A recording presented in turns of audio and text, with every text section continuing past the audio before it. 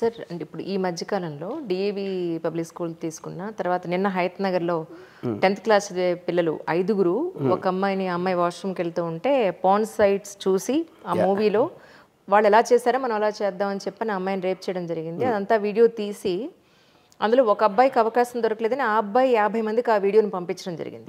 అందులో ఒకళ్ళకి police department వాళ్ళకి దొరికితే ఆ పిల్లలందరినీ కూడా అరెస్ట్ చేశారు. అంటే ఇలాంటి కేసెస్ చూసినప్పుడు మరి మైనర్స్ మీద చంటి పిల్లల మీద ఇలాంటి రేప్ కేసెస్ చూసినప్పుడు యాక్చువల్లీ యాజ్ అ పర్సన్ మీరు ఎలా ఫీల్ అవుతారు?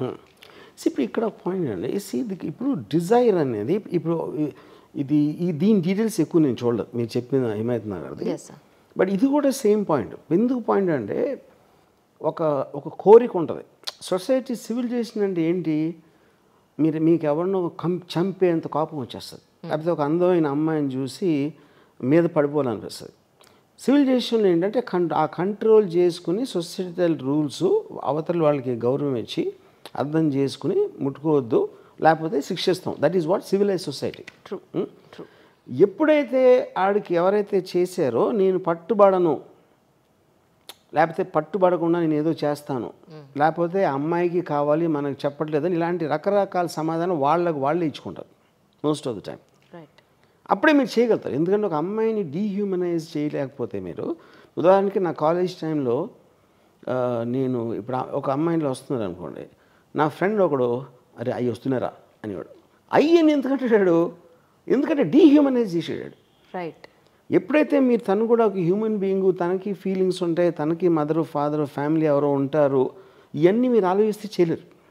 కరెక్ట్. అప్పుడు అడవిలోకి వెళ్ళినప్పుడు ఒక నిర్దాక్షిణ్యంగా గన్తోటి ఒక వేటగాడు షూట్ చేసాడు అనుకోండి, ఎందుకు చేస్తున్నాడు, ఆ వేట చేయటంలో ఆడికి వచ్చే ఆనందం ఒక జీవిని చంపేస్తుందనే దానికన్నా ఎక్కువ. ఇది మెయిన్ పాయింట్. ఇంకోటి ఏంటంటే ఇప్పుడు వాళ్ళు కూడా అంటే యానిమల్స్కి చాలా దగ్గరగా ఉంటారు. యానిమల్ అంటే ఏంటి, యానిమల్కి మనిషికి ఉన్న మెయిన్ డిఫరెన్స్ ఏంటంటే కంపాషన్ లేకపోవడం, ఒక జాలి, ఒక దయ, ఒక ప్రేమ ఇలాంటివి లేనప్పుడే మీరు అది యానిమల్ నుంచి సెపరేట్ అవుతుంది.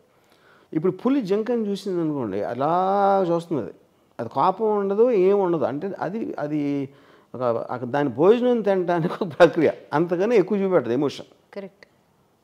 యూనో సో ఐ థింక్ ఇప్పుడు ఈ పర్టికులర్ థింగ్ నాకు జూబ్లీ హిల్స్ ఇన్సిడెంట్ ఉందనుకోండి, ఆ కాంప్లెక్సిటీ ఇప్పుడు ఇవాళ ఉన్న టీనేజర్స్ స్టూడెంట్స్ వాళ్ళు ఏం మాడతారు, ఏం ఎక్స్చేంజ్ చేసుకుంటారు, ఏం చూస్తారో నోబడీ నోస్.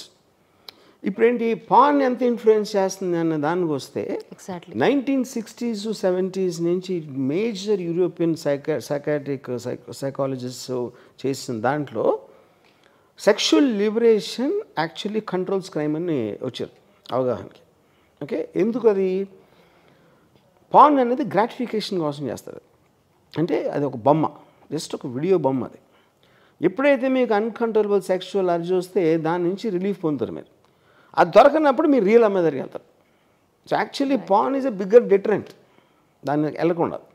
ఇందాక చెప్పినట్టు వీడియోస్ లేకుండా పాన్ లేకుండా ఉన్నప్పటి నుంచి విమెన్ మీద విపరీతంగా అత్యాచారాలు జరిగాయి త్రూఅవుట్ హిస్టరీ. సో దానికి దీనికి సంబంధం లేదు. కాకపోతే ఇది మీకు ఇంకో సాధనం ఉంది కంట్రోల్ చేసుకోవడానికి, యూనో విచ్ ఈజ్ వై మొత్తం ఆల్ డెవలప్డ్ కంట్రీస్లో పాన్ లీగలైజ్ చేయడానికి కారణం అది, ఇంక్లూడింగ్ అమెరికా. సో మనకి ఇక్కడ నాకు తెలిసినంతవరకు అది ఆప్షన్ లేదేమో సార్, మనకి ఇక్కడ లీగలైజ్ చేసే అంత అవకాశం లేదేమో. లీగలైజ్ అంటే ఇప్పుడు మీరు ఆపలేకపోతే లీగలైజ్ చేసినట్టే కదా. అంటే ఇప్పుడు జనాలు ఇప్పుడు మీరు 2015లో ఒకసారి ఒక పర్టికులర్ కోర్ట్ బ్యాన్ చేసింది మొత్తం పాన్ సైట్స్ అన్నీ 15-14 ఆ టైంలో. అప్పుడు నేను ఒక ఆర్టికల్ రాశాను బాంబే టైమ్స్లో అని నేను ఇచ్చాను నా పాయింట్ ఆఫ్ వ్యూస్, పాన్కి దీనికి ఏంటి కనెక్షన్ యూనో. ఇప్పుడు ఇంకోటి ఏంటంటే ఒక ఇండియాలో చూడటం కానీ పొజెస్ చేయటం కానీ అది లీగల్ చాలా కండి, ఆస్ట్రేలియా అన్నింటిలో కూడా అది. కానీ మీ ఇష్టం లేని వాళ్ళకి పంపించటం, ఒకరు ఇంకో వ్యక్తికి పంపించారనుకోండి ఒక వీడియో, అప్పుడు మీరు అఫెండ్ చేస్తున్నారు ఆ వ్యక్తిని. ఆ వ్యక్తి కేసు పెట్టచ్చు. నేను చూడకూడదు, నేను చూడాలనుకోకుండా ఇలా పెట్టారు ఫలానా వాడు ఫలానా వ్యక్తి అని, యూనో. లేకపోతే మీరు కమర్షియల్గా దాన్ని అమ్మటానికి ట్రై చేస్తే that becomes a criminal offence. లేకపోతే ద ప్రైవేట్ ఆస్పెక్ట్ అనేది మీకేదో చూసి మీరు ఆనందపడతా ఉంటే దాని మీద గవర్నమెంట్ వచ్చి ఏలు పెట్టకూడదు అనేది పాయింట్. రైట్.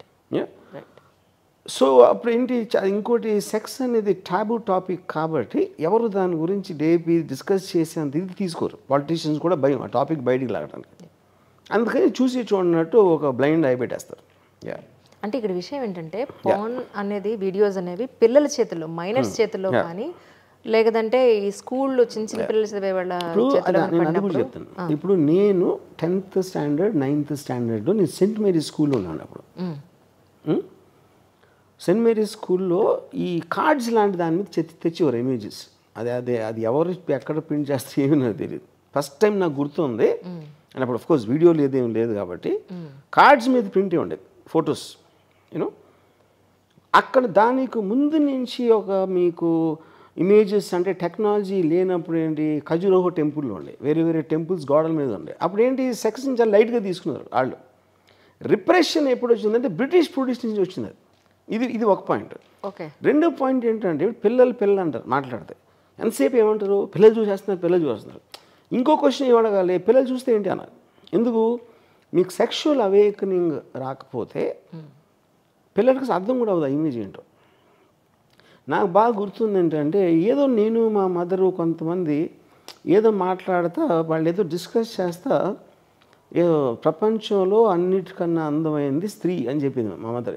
ఎవరితో మాట్లాడతా నాకు అసలు అర్థం కాలేదు. ఎందుకంటే అంత చిన్న అనమాట. రైట్. నేను ఇప్పుడు 5-6 ఏళ్ళకి లేకపోతే 10 ఏళ్ళు ఉన్నప్పుడు మీరు అలాంటి మాట మాట్లాడితే వాళ్ళకి అర్థం కూడా అవుతుంది. సో ఇప్పుడు అలాంటిది ఒకవేళ చూడటం జరిగిందంటే 2 థింగ్స్ అవ్వచ్చు. పాయింట్ ఆ సెక్షువల్ అవేకనింగ్ లేకపోతే మీనింగ్ లెస్ ఇంట్రెస్ట్ కూడా ఉండదు అది చూడటానికి ఏంటని అర్థం కాదు. అవేకనింగ్ వచ్చిందంటే పాన్ ఉన్నా ఎవరున్నా ఏమున్నా జరుగుతుంది. కాన్షియస్నెస్ వచ్చాక ఆ పర్టిక్యులర్ థింగ్ అది బయలాజికల్ బై నేచర్. సో పిల్లలు దాని నుంచి అప్పుడేంటి ఇంకొకటి మీరు దాస్తున్నారు. ఇప్పుడు టెక్నాలజీ వచ్చినప్పుడు చాలా మనం ఆపలేం. టెలిఫోన్ వచ్చింది, వాట్సాప్ వచ్చింది, మెసేజ్లు ఉన్నాయి.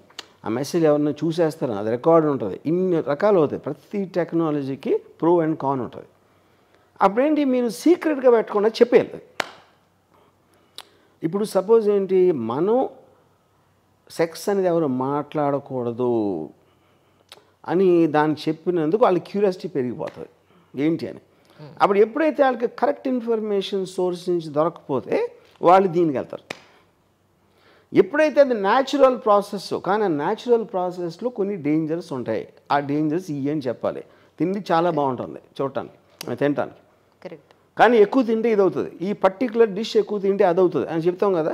సిమిలర్లీ ఆల్ న్యాచురల్ ప్రాసెస్ మీరు అటు డేంజర్స్ చెప్పాలి. అంతేగాని దాన్ని ఆపేసి దాన్ని చూడొద్దు అది లేదు అని మీరు మభ్య పెట్టడానికి ట్రై చేస్తే అప్పుడే ఈ ప్రాబ్లం అంతా వస్తుంది. కరెక్ట్.